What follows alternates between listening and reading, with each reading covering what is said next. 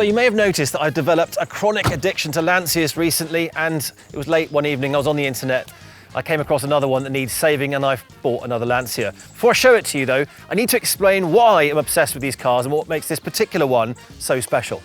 The Lancia Delta Integrale is the greatest hot hatch of all time. In fact, it's not even a hot hatch, it's more like a supercar in a hatch's clothing. And that's no exaggeration because look, the indicator stalk and the light stalk, both from the Ferrari F40. In fact, if Ferrari made a hot hatch, this would be it. The original Delta project was inspired by the knockout success of the VW Golf, VW's most popular car ever.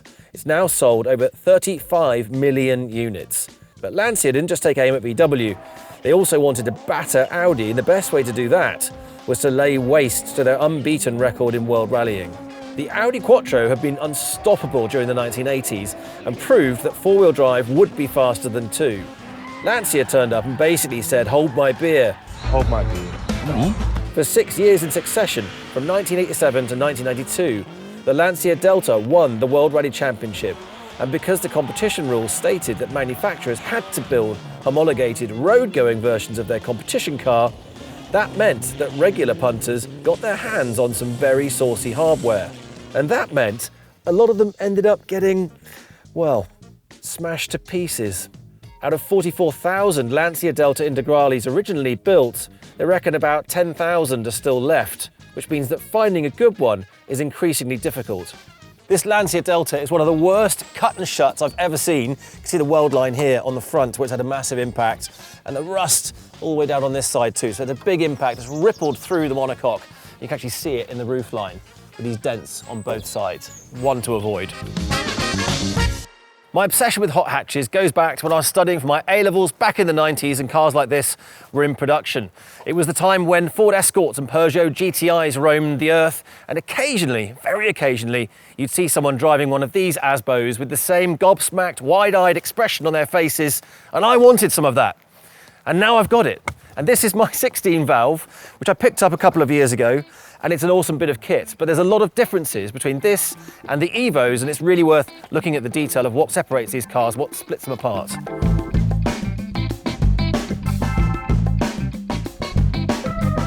The 16-valve Delta Integrale was the model before the notorious Evolutions 1 and 2, but it shares all of the same key ingredients. For instance, the taller cylinder head to accommodate the 16 valves meant you get this bulging bonnet area, which just looks really cool. The flared wheel arches to accommodate the longer suspension travel from those amazing rally cars. But crucially, underneath the skin, the miracle drive, the four-wheel drive that powers this machine, with an open diff at the front, coupled to the rear wheels via a viscous center diff to the rear, which has a thinking Torsen differential, can actively switch the power across the rear wheels, send it forwards and backwards, depending on which one has the most grip at any one time. That was Formula One grade technology back in the day, and it's what makes this the king of the hatch. But there are some key differences between the 16 valve and the EVO 1 and 2, so it's worth taking a closer look. Now, first off, the EVOs have wider track suspension, which means even more flared wheel arches, which just looks awesome and F40-like to accommodate that. They've also got bigger wheels, 16-inch instead of 15, so they just look a little bit more badass. Also, the turbo configurations on the EVO 1 and 2 are different. The EVO 1 has a larger Garrett turbocharger. The EVO 2 has a smaller turbo and a catalytic converter, but it makes up for it with advanced engine management by Magneti Marelli. So the power is roughly equivalent, but you go from about 205 horsepower in the 16 valve up to 210 in the EVO 1 and 215-ish for the EVO 2. But it doesn't stop there, because the EVO's got larger brakes as well to accommodate that extra power, and inside it's a more refined environment, it's more sophisticated, there's less road noise, and it's just a quality drive. And now that I've driven all of them, I think I've worked out what the ultimate spec Lancia Delta Integrale is. Time to take one for a spin. Despite all the obvious and maybe not so obvious checks I made on my car before I bought it, I still wanted to make sure that it hadn't been shunted, stolen, or had some dodgy mileage. So I used something that you guys can use when you're purchasing your next car, and also they're the sponsors of this video, Car Vertical. By punching in the reg or the VIN number of the car you're about to buy, Car Vertical will give you a full report so you can take a thorough look at the history of a vehicle to make sure you're not about to buy a duff car. So let's say you want to find a European hatchback from the 90s and you come across a Renault 5, like this one. You punch its reg or VIN number into Car Vertical and you get this report, and oh, You've got an amber warning for damage straight away. You know you want to stay well away from this car, especially if it's been repaired badly in a rush and thrown back out into the market for sale. To make sure you don't buy a car by mistake with a bad history like that, make sure you use the exclusive link in the description below or my discount code BenCollinsDrives to get 10% off when you use Car Vertical. And thanks to those guys for sponsoring my video.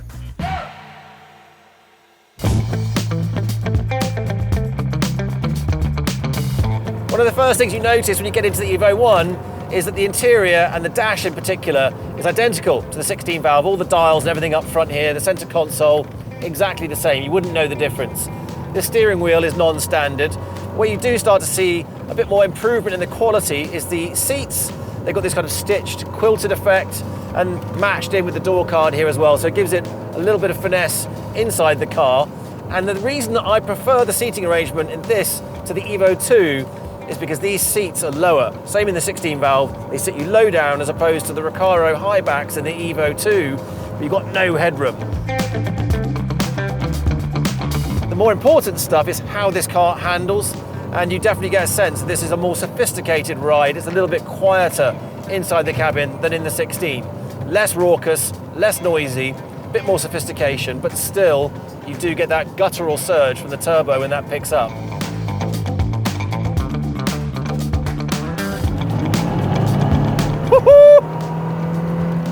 I love that sound. This thing just sounds so angry, but it's just beautiful. And the turbo on the Evo 1 is bigger than on the 16 valve, and it's bigger than the Evo 2, and you do get a more guttural surge of power, and I like that. And even though I'm really against tuning and modifying, this turbo is easier to tune than the Evo 2, which has got a bit more engine management and a smaller turbo. This one, with its bigger lump, you can tune that quite easily up to 240 horsepower, to a little bit more boost with a bit of engine management timing, and away you go. It's worth putting the performance into context, especially in a modern sense, because this car weighs 1,250 kilograms, which is really light.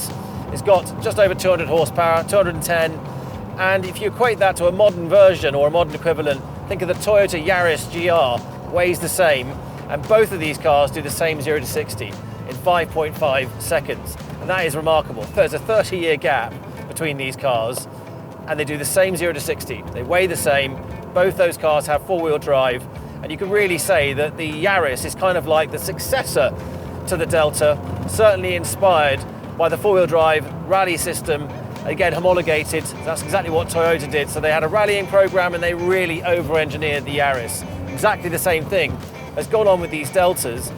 That's what's special about these cars, because they're way ahead of their time. They came out with all of that rallying pedigree really built into their DNA, and Lancia just fired out there with something that had never been seen before. It's like a Ferrari in a hatchback. It's got so many things in common with a Ferrari, not just the colour, but these ridiculous mirrors. And there are things about the Delta you have to learn to live with. The mirrors are one of them. Objects in mirror are closer than they appear. Well, with the Lancia, they don't really appear at all. They're tiny. They do look like a sort of minuscule mirror from a Ferrari, and there's not much in them, and there's not much magnification, and there's not a lot in the head mirror either. So you have to kind of keep your head on a swivel to see what's going on around you. And there are a few bumps and pops and bangs, but that is part of being in a homologated rally car. That's what these things are like. And I think that's something you learn to love or loathe, depending on what you're into. But I like the fact that these things are completely analog. They're very old-fashioned, very old school. It's an absolute driver's car, and you can really manipulate it to suit your style. In terms of handling characteristics, that's where you really feel a difference between the 16 valve and this car, because with the wider track, that extra support really changes the dynamics, and particularly the body roll, which has been banished from all modern cars. But these cars really allowed you to tip the car into a corner and use that body roll to rotate the car in. Bear in mind, you've got that four-wheel drive that can send all that power to the back, so you can use that to trim the car's attitude on the throttle as well. The 16 valve is very, very talkative. In a way, is a more playful car, but this one just feels a bit grander, just feels a bit more sophisticated, and it does feel like it has more grip. Arguably, you could say each one has their own advantage. I think that there's definitely a case for both, and lucky me for having two cars instead of one to choose between. But I do really enjoy the 16 valve. I mean, it's a very, very cheeky car, and you're aware of the responsibility you're carrying in your hands. When you turn in, it does this incredible sort of shift of weight, goes right across to that rear left or rear right, and you feel it developing grip. And you get the sense that when you turn the steering wheel, it will go wherever you point it with the steering.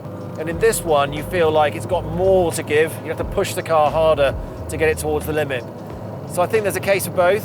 I really enjoy this though, because it's a bit of a badass. I think you feel like you could carry more speed through the corner. It's just gonna be in a different way. It's gonna be a little bit smoother, a little bit less hair on fire. This one definitely has got more scope and potential to tune. It's got bigger brakes, and the sound and ride in the cabin is definitely a little bit superior. You feel like you've got more car around you, less noise, which I think on long journeys, this is the kind of car you're gonna want to be in. So there's lots of different reasons why I think the EVO 1 stands out as the ultimate Delta. I think it's all about the seating position, the refinement that you get in an evolved car. That's why they got the name Evolution, the additional power, and that fat turbo. I love the fat turbo. It's just so 80s and in your face. So that's why I love the EVO 1 so much. And I found one that is in my dream spec. It does need a little bit of work, but here it is. It's a beaut, and I absolutely love the color because this black metallic flake with this hint of bronze in the flake is really quite a rare color, and it looks fantastic. And it carries on all the way through the car. It's really worth the TLC, and it's got a few minor defects that are immediately apparent, such as the missing door handle and a little bit of surface rust, but it is surface rust, and that means a fabricator is going to be able to detail that and whittle that out and then respray to make this car look immaculate. I haven't really looked inside the engine bay yet, which is a slight concern because I don't really know what's under here. Well, it's got an engine, which is always a good start. It doesn't look too bad, actually. You've got this massive cross brace from rallying days. It looks great. I mean, the fact is, you won't really know what's inside this engine until you get into it and really have a good look around, get it fired up and get it dynoed as well. But the core ingredients of what make this car great are here. So it does need some work, but fortunately, I know just the man.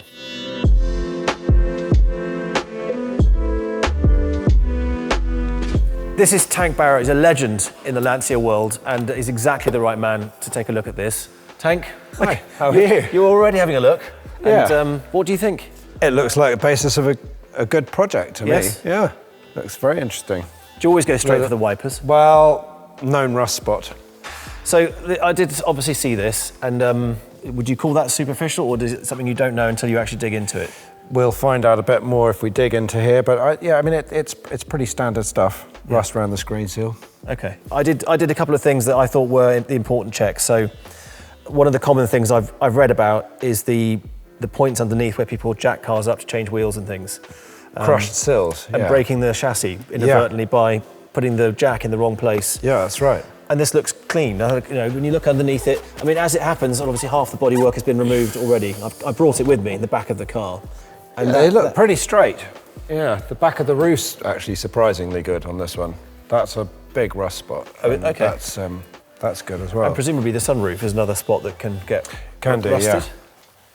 So the roof's pretty straight. Very straight, actually. Yeah. From this alone, can you sort of say, oh, this will be fine, or is it one of these things where you sort of open up the car a bit and you might find a can of worms? It depends if it's been done before.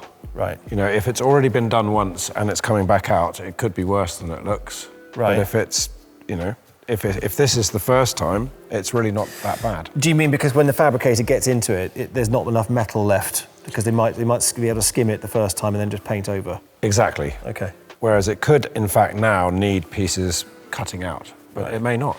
Yeah. We don't know. It turns on. I've done that, and actually, it moves. It feels a bit notchy with the gears, but I think that's because it hasn't moved for 15 years. I mean, underneath, it's again, there's no major signs of rust. I mean, the rust is the big killer, isn't it? If the chassis is rusted out, you're done, because it's a monocoque. It's all one piece, isn't it? That's where the real expense is. The body shell is, you know, rebuilding a body shell is hugely expensive to do it correctly. So if you've got a good body shell, you're in business. Okay. Engine-wise, so this is something I was concerned about, because I was watching that video with Chris Harris, and he's got a porous head, which is something most of us have known for years, but his engine has got porous metal in it. And, yeah. And is that a sort of inherent fault that you can get with Lancias? Well, the 16-valve cylinder heads are pretty robust. The earlier ones were a little bit more prone to that. Yeah, prone to that. The castings were less good. Okay. But yeah, it applies to any aluminium cylinder head. Camshaft wear is the real killer on these. So yeah, just taking the top off and having a look at the camshafts will tell you a lot. Okay. I'm keen to keep the car as original as possible, because I think the authenticity is vital. But it's tempting to maybe tweak a little bit more power into it. I don't know what you think about that. Are you a purist, or do you modify? No, I think a little bit more power is fine, and it can be totally reliable. What's a little bit more? Because it's got, what, 210? And I was thinking like 240 or something would be a 240, anything up to 280. Once you get above that, you start needing to change hard parts. But it's like brakes. Like brakes. Well, okay. More power, more stopping. Yeah. For me, one of the beauties of this car is the interior. I mean, it looks a bit shabby, but it's got these gorgeous black leather seats, but they're slightly Ferrari-like. I don't know, it reminds me of the sort of BB. It's got that gorgeous leather, but it is a bit old and it is a bit hard. The headlining's absolutely beautiful. You seen that? No. That's absolutely lovely. Oh, God, I hadn't seen that. Yeah. That's great. That's quite unusual, actually. Why? Well, they don't normally spec it? Or? They don't normally spec that. It's normally just a cloth headlining, so that's quite unusual. Okay, magic. It's all pretty complete, though. You've got everything in there, I think. So, the line is coming away a bit, but I guess that's not too bad. Thank God for that. I thought this was going to rust and fall off. It's just a little bit deformed. That'll come back. I mean, this does look pretty ragged. It does, but it's pretty. It's not really rusty in the usual spots. So it's a good one. So far, yes? so good. Yeah, I think so. The back of the roof, as I was saying earlier, that's an absolutely crucial thing, and it's really quite exceptionally good, to be honest. Well, I'm really excited by it, and it's just a balancing act, because I think keeping it authentic, but also the potential of a minor power upgrade. Yeah, it's a very original car. But the colour's awesome, isn't it? I love it. In here, under these lights, you can really see that flex that sort of jumps out at you. It's great. What about the sunroof then? Because that's a hotly debated subject, isn't it, with these cars? Well, because it's integral to the monocoque and the strength of the exactly. So there is a strengthening bar across here on sunroof models. Okay, but I didn't know that. It's still obviously anything you cut a hole in is going to be weaker. Yeah. But I suppose the long and short of it is, if you've got a shell like this which hasn't cracked and isn't weak before you started, then as long as it's structurally sound now, you can be fine with that. Yeah. Why not? It's quite fun having the sunroof out. I think it's great, because I was talking to someone who was saying, if you're going to go to the trouble of having to do paint and things like this, you could delete the sunroof. But I think it would be a massive shame, because this is what its VIN number is. It was a sunroof car. Yeah. This one was originally in the UK, but I think it went to another country and then it's come back. So I mean, it's back home, and the Brits love a sunroof, because we hardly ever get any sun. Quite. I need some sun. Sunroof or aircon. I mean, sunroof, surely. Yeah. Great choice. Why not? All right, so you're happy. Yeah, I think it looks really good. All right, well, thank you, because it'd be a lot of fun to get stuck into this, but I would never want to drive a car that I had built myself. That's why it's great to be able to, download this with you and do this right, because I think it'd be great to get it singing. I'm sure we'll give it a go to get it right. Yeah, I'm sure you can get it right. Tank, please, come on, you've got this. This is a very, very good starting point. It's really good.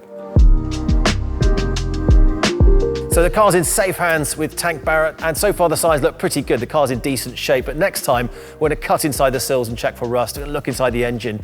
Hopefully that's going to be okay. So stay tuned. Thanks for watching, and see you at the next one.